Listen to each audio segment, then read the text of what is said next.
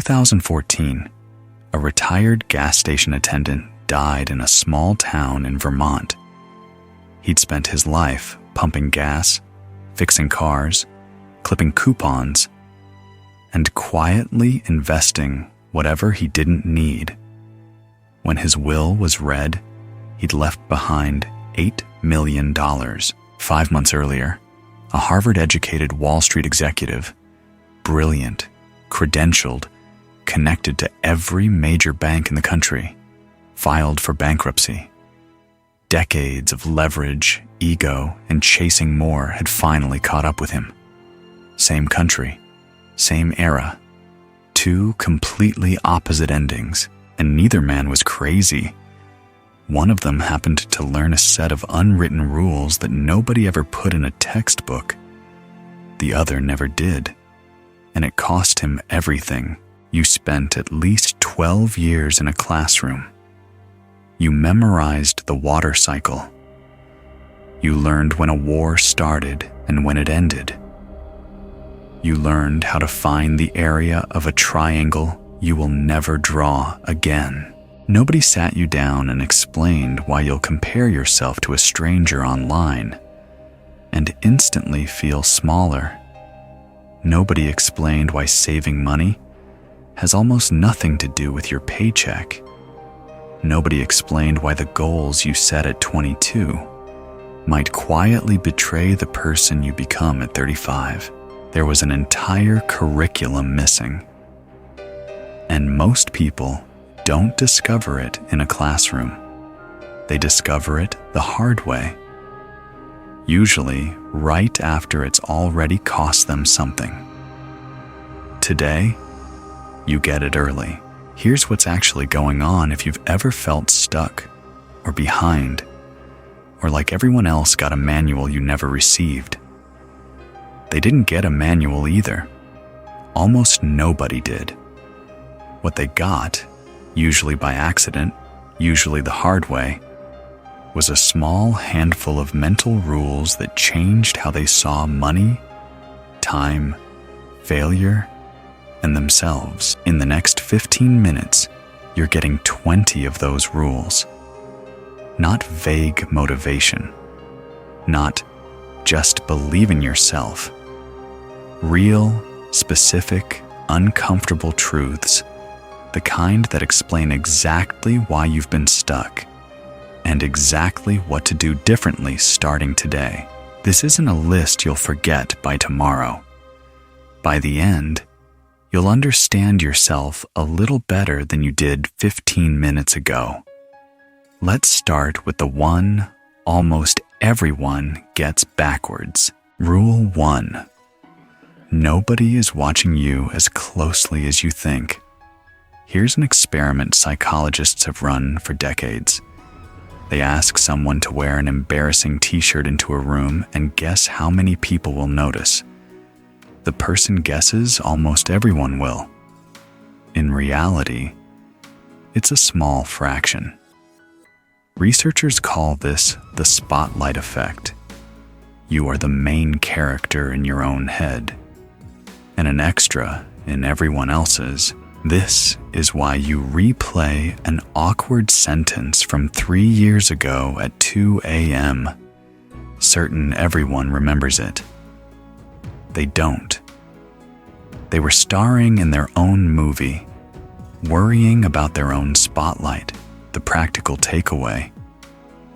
The next time you hesitate to try something because you're scared of being watched, remind yourself that almost nobody is watching as closely as you assume. That fear you're avoiding is mostly imaginary. But there's a version of this that goes even deeper, and it explains something almost nobody notices about why we buy things. Rule 2. Nobody is impressed with you the way you think they are. Picture someone pulling up in an expensive car. What actually happens in your head isn't that person is impressive. It's, if I had that, people would think I was impressive. You've just used a stranger as a mirror for your own wants. And that's what everyone does with everyone else's stuff, including yours, which means an entire industry. Status symbols, flexing, the performance of success is built on a transaction that never actually happens. Nobody is handing out the admiration you're paying full price for.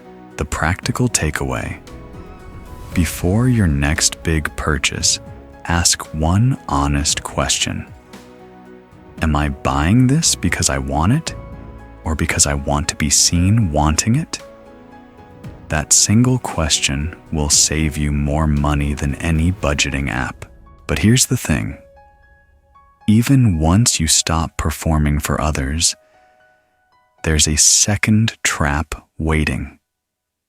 And this one is quieter and more dangerous. Rule 3.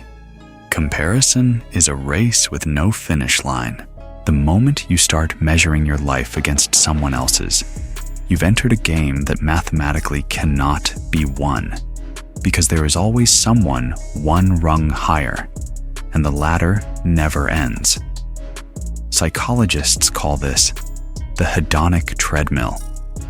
You achieve the goal, feel the rush, and within weeks, your brain resets the baseline and starts looking for the next rung. This is why some of the most successful people you'll ever hear about privately feel like frauds who haven't arrived yet. They're not lying. They're just still on the treadmill. The practical takeaway: replace "how do I compare to them" with "how do I compare to who I was last year?" That's the only comparison your brain can actually resolve. Rule 4. Your bad decisions probably made perfect sense at the time. Someone who grew up watching their family lose everything in a financial collapse will hoard cash for the rest of their life, long after it stops being necessary. That's not irrational. It's a completely logical response to a life you didn't live. Before you judge someone's choices, including your past choices, remember, you're not seeing the whole equation. The practical takeaway: the next time you replay an old decision with shame, ask what information and fear you were working with at the time, not what you know now. Judge the decision by the data available then, not the hindsight available now. You now understand the trap of the spotlight, the trap of status, the trap of comparison, and the trap of self-judgment. But none of that matters if you can't actually get anything done. So let's talk about why discipline feels so hard, and why that's not actually your fault either. Rule 5. Discipline isn't a personality trait. It's a system. People with visibly strong discipline are rarely relying on raw willpower. Willpower is a depleting resource. It runs out by the end of a long day, which is exactly why your evening decisions are always your worst ones. What actually works is removing the decision entirely, laying out the shoes, blocking the time, deleting the app before willpower is ever needed. The practical takeaway: stop trying to want to do the hard thing more. Instead, make the hard thing the only easy option available at that moment. Rule 6. Time, not money, is the actual currency of a good life. A bigger paycheck sounds like more freedom, but a raise that costs you your evenings, your weekends, and your ability to say, "not today," isn't freedom. It's a more expensive cage. Research on job satisfaction consistently shows that people who feel in control of their schedule report more happiness than people who simply earn more. The practical takeaway: before accepting more responsibility for more money, ask what it costs you in hours you control. Sometimes the raise is a pay cut in disguise. Rule 7. Saving has almost nothing to do with your income. Give most people a raise, and their spending rises right along with it. A pattern researchers call lifestyle creep. The real block to saving isn't a small paycheck. It's the refusal to let your lifestyle sit one rung below what your income could technically support. The practical takeaway: every time your income increases, save the raise before you ever see it hit your regular spending account.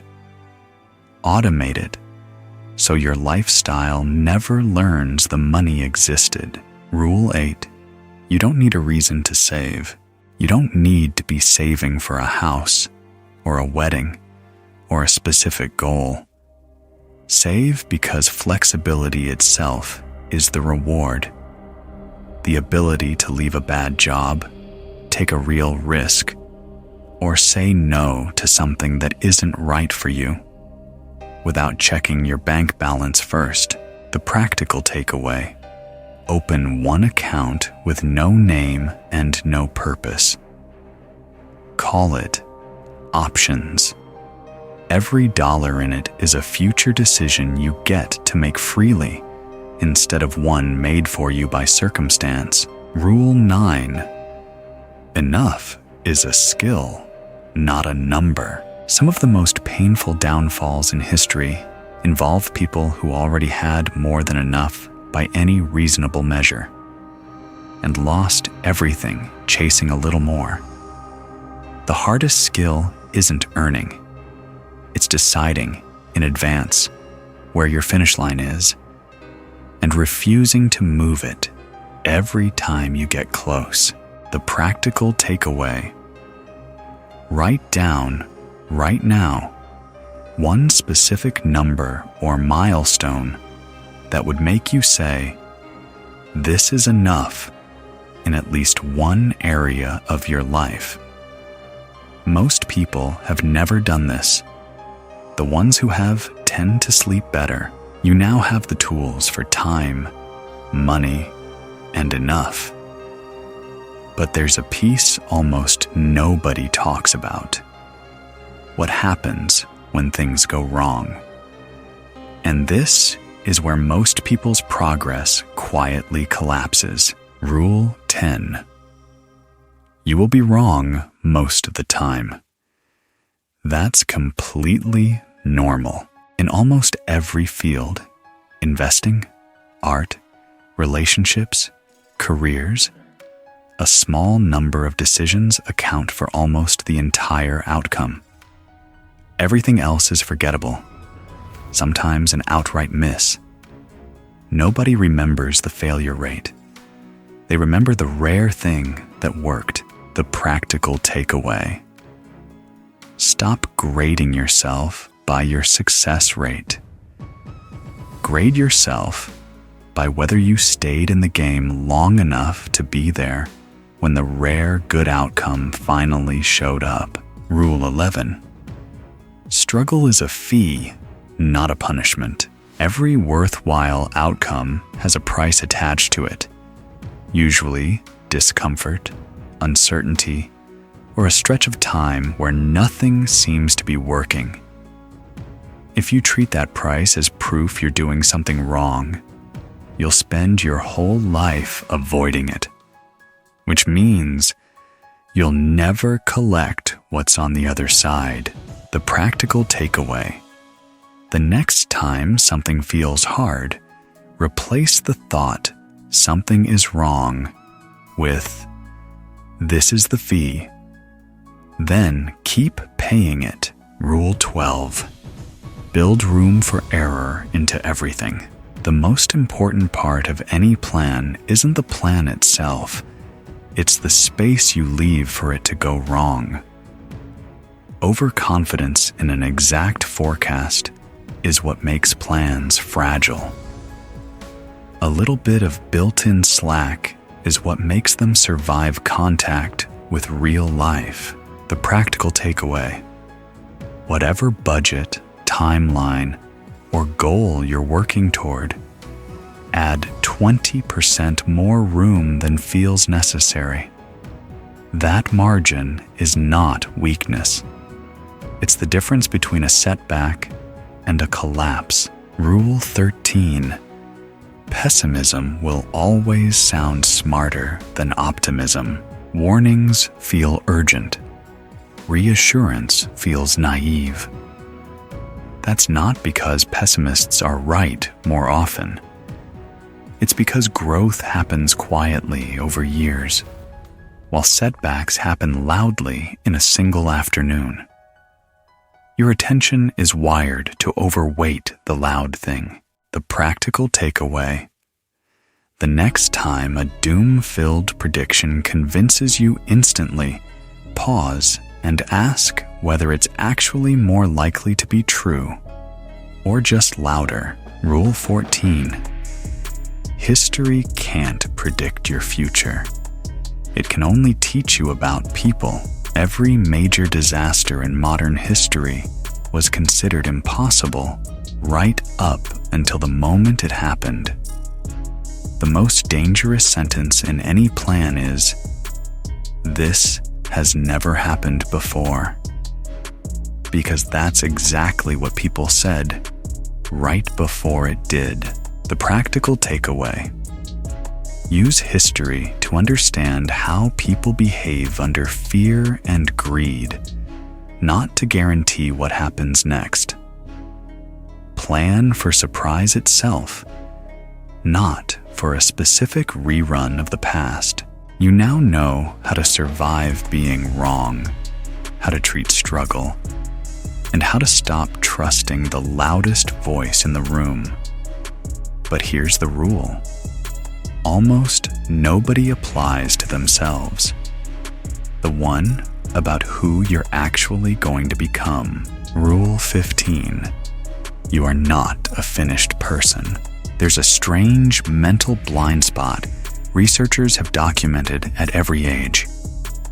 People can clearly see how much they've changed over the last 10 years, and still assume they're basically done changing going forward. It's called the end of history illusion, and it happens to everyone, at every stage of life. The practical takeaway: before locking into a permanent, irreversible decision, ask whether you're deciding for the person you are today, or actually accounting for the person you'll be in 10 years. Build an exit ramp into big commitments whenever you can. Rule 16. You believe what you want to believe, not what's true. The stronger someone's desire for a specific outcome, the more likely they are to believe a story that supports it, regardless of the facts in front of them. This isn't a flaw reserved for foolish people.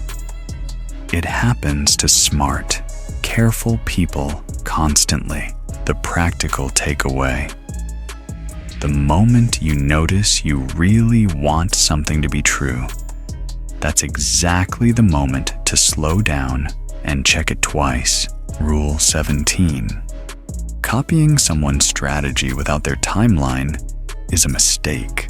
Two people can look at the exact same decision and be completely right in opposite directions because they're playing different games with different time horizons.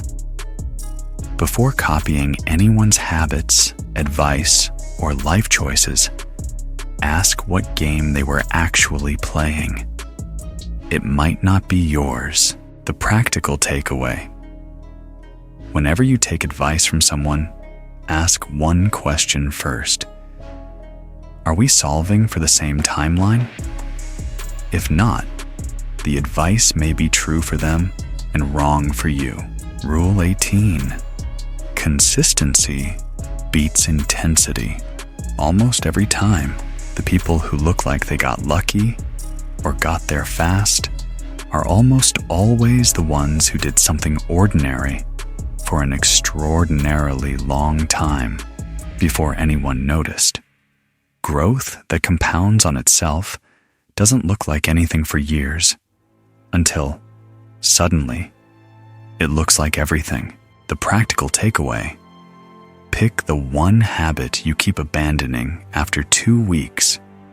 Commit to the smallest version of it. 5 minutes, 1 page, 1 rep, for 90 days straight, no exceptions. Small and permanent beats, large and temporary. Rule 19. 2 people can both be right.